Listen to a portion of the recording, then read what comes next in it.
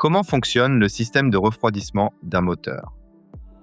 Lorsque le moteur fonctionne, la température à l'intérieur des cylindres peut atteindre près de 2500 degrés Celsius lors de la combustion du mélange air-carburant. Heureusement, cette chaleur ne se transmet pas entièrement au moteur, mais sans un système de refroidissement efficace, les pièces métalliques se dilateraient rapidement, les joints en caoutchouc se détérioreraient et le moteur risquerait une grave surchauffe. C'est pourquoi chaque moteur est équipé d'un système de refroidissement par liquide. Aujourd'hui, découvrons ensemble son fonctionnement. Le principe est simple. Le liquide de refroidissement, souvent appelé antigel, circule à travers des canaux situés autour des cylindres et de la culasse. Il absorbe la chaleur produite par le moteur, puis se dirige vers le radiateur, où cette chaleur est dissipée grâce à l'air et au ventilateur. Une fois refroidi, le liquide retourne dans le moteur et le cycle recommence en permanence.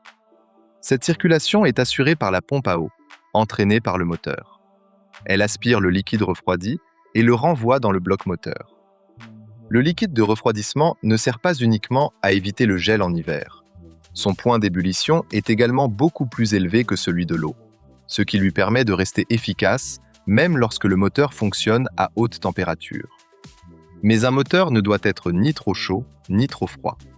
S'il est froid, la combustion est moins efficace, la pulvérisation du carburant est moins précise et l'huile moteur lubrifie moins bien les pièces mécaniques.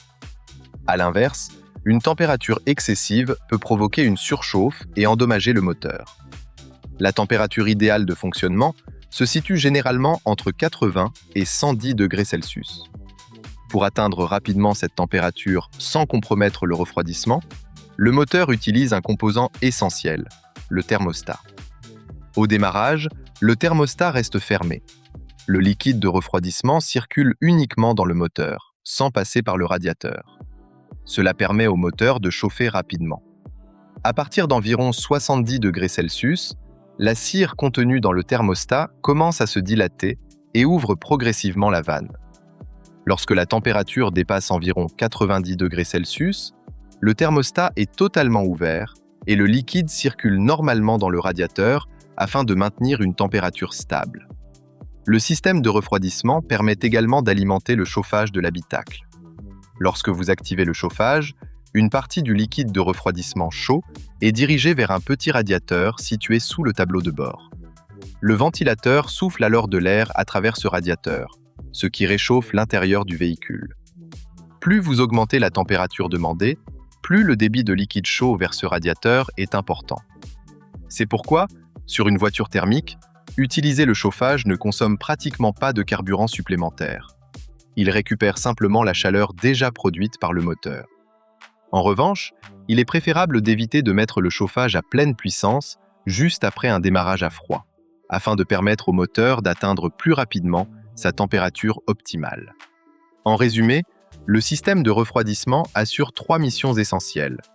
Protéger le moteur contre la surchauffe, maintenir sa température idéale de fonctionnement et alimenter le chauffage de l'habitacle. Si cette vidéo vous a permis de mieux comprendre le fonctionnement du système de refroidissement, pensez à laisser un j'aime, à vous abonner à la chaîne Automobile et à activer la cloche pour découvrir d'autres explications simples et complètes sur la mécanique automobile.